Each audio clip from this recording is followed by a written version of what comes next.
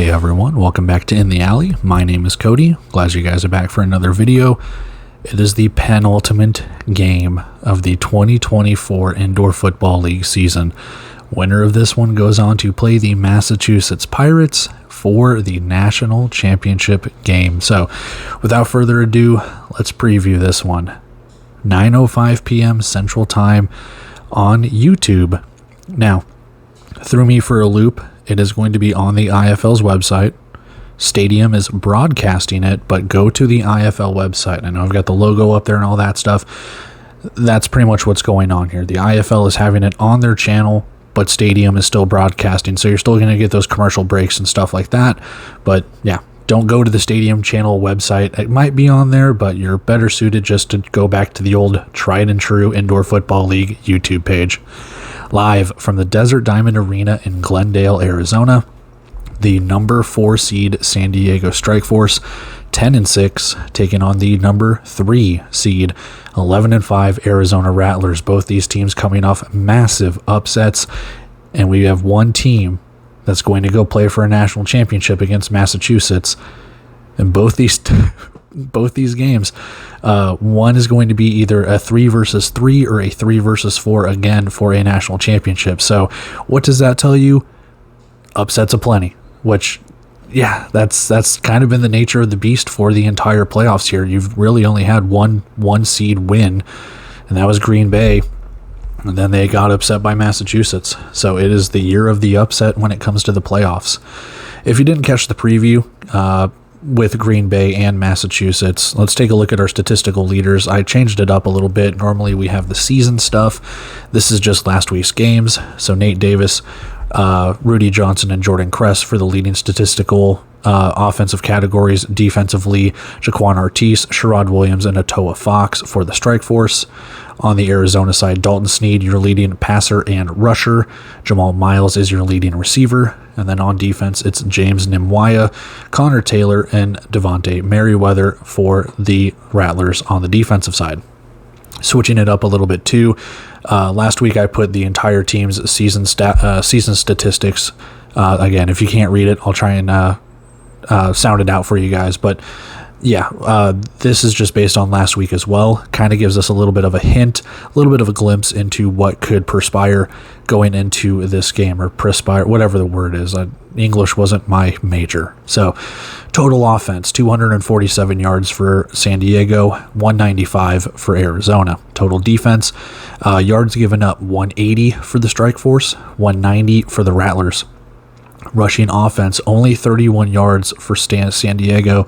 Not too much better. Arizona only 57. Rushing defense, San Diego gave up 156. Arizona gives up 106. Passing offense, 216. Strikeforce, 138. Rattlers.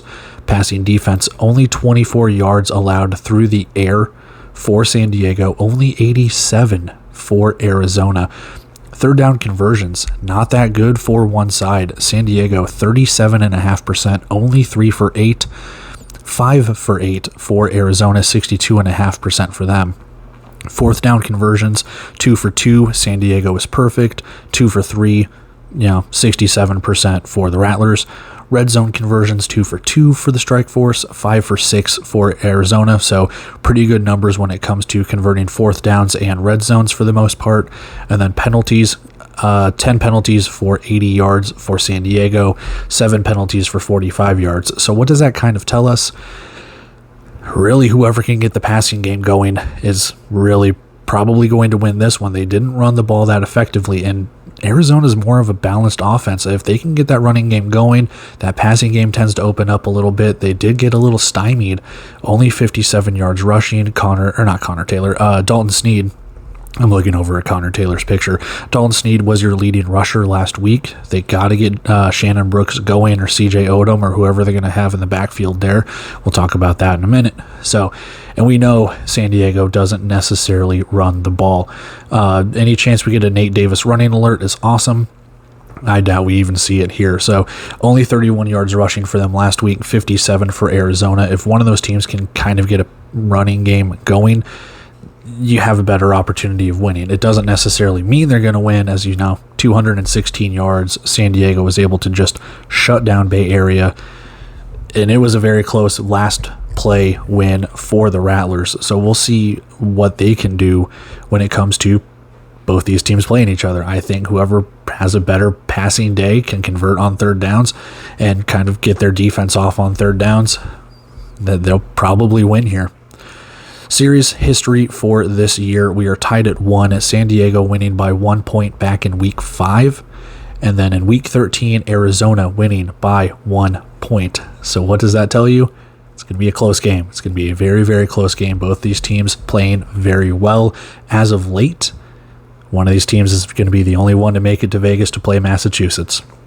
San Diego is not favored. They are the underdog by 3 points. Arizona is favored by 3 points at home. I don't know what kind of leverage the draft or like DraftKings or ESPN Bet or whatever the books kind of give for home field advantage, if they give any at all. But Arizona is favored there. Money line juice to them since they're favored, and an over-under of 89.5. So with all of that being said, let's go take a look at our injury report, rosters, bet predictions, and we'll wrap everything up with a tidy bow at the end. All right, injury report popping up here. Haven't really had an update in the last couple of days for the transactions page for the Indoor Football League website. Nothing's really changed when it comes to the team websites, except a couple of things. We'll get into that with the 25-man rosters. As for this, and again, the Indoor Football League has enough on their plate right now. They've had the streaming issues as of last week. The Green Bay stream against Massachusetts was awesome. Nice to see that they got things fixed. And obviously they're planning for the national championship game and getting all the arrangements and stuff, T's crossed, I's dotted, and everything set up for that. So I don't think the transactions page is high on their priority list, as they're sort of starting to put one foot in front of the other towards 2025. So that's where I come in to try and, fill the little gaps and the holes right here.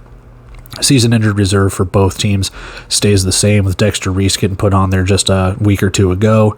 Short-term injured reserve stays the same for both teams as well. Isaac Crocker, the newest addition as of just a couple weeks ago. So nothing really changes. Now, with that being said, with not really a huge update to the transactions page or the team websites, can things change? Yes, we've seen players come off of short-term injured reserve, and it hasn't necessarily been reported to the public, but you'll see the guys on the field and go, oh wait, I thought he was injured. It could happen here. We don't know. So just to say that this is set in stone, we don't know. I try my best to get as accurate as I can, but even then, we just don't know. So take this obviously with a grain of salt, the 25-man rosters as well too, but that's, like I said, where I come in to try and be as accurate as we can with this stuff. So that's where we're at. Not much of a change when it comes to injuries or anything for both teams. They're going to run it back from last week. Let's go take a look at those 25-man rosters and we move on. All right, 25-man rosters here for both teams, starting with the away side. Nothing changes. I think they're running it back from last week to this week. You're going to see Nate Davis. You're going to see probably Rudy Johnson, sidecar next to him in the backfield. Take your pick when it comes to your wide receivers. Jackson, Cox, Kress, and Lilly were your 4 wide receivers last week. I think Xavier Amy was in there as well. So don't quote me on that. We'll see what they do, but you're probably good. I think they had Tyler Kennedy in there as well. I could be mistaken. But anyway, you're probably going to see the whole gang of wide receivers at some point. Offensive line will stay the same, Williams, Bradley, and Booth. And can I just say what a credit it has been for San Diego to just kind of stay as consistent as they have on the offensive line. I know they brought in Clayton Bradley partway through the season, but I can't remember if Jonathan Williams and Jalen Booth had started the entire season for this team. I might be mistaken. They might have, they might not have. I know Jalen Booth, I believe, has. So it's just been consistency for San Diego across the board here. Defensive line. They change it up every now and again. I think last week they had Mallow, Artis, and Cooper as your starters, with Moa and Moanga being your backups. So we'll see what they do. They do like to go with 2 defensive linemen as the reserves to try and this is my speculation, to try and just keep that defensive line fresh and just keep pressuring the quarterback. It has been working. We'll see if it keeps going. Sherrod Williams is your linebacker, and then I put Brandon Wellington. He had been signed as a linebacker. I put him in the secondary. He did start as a defensive back last game, so we'll see if he starts there again. So Walker, Wellington, Fox, and Bell were your starters. We'll see if Tyquorian Brown suits up at all. Otherwise, probably just running it back with what they had with the 21-man last week. So there you have it for San Diego. For Arizona, again, probably more of the same here. Snead, Brooks, and then your wide receivers will probably be Jamal Miles, Corey Reed, Niger Jackson, Glenn Gibbons as your kick returner. We'll see if Cottrell Haywood gets in. Offensive line, it's a change here. Phalosia Russell, or not, was it? I can't remember. I'm blanking on the guy that they had just gotten rid of. It might be Phalosia Russell. No. Isame Fascione. That's who it is. Sorry, it took me a second because I don't keep players released. So Isame Fascione is not on their website. I don't know if he is still part of the team or not. Again, transactions page not updated, so I'm just kind of going with what the website says. That's where we're at. So we'll see if he actually plays. Number 78, I don't have him listed. Just kind of a wait-and-see moment. Defensive line, Symes, Yates, Perry is normally your starters. Nemwaya will probably get in a little bit too. Connor Taylor, your linebacker.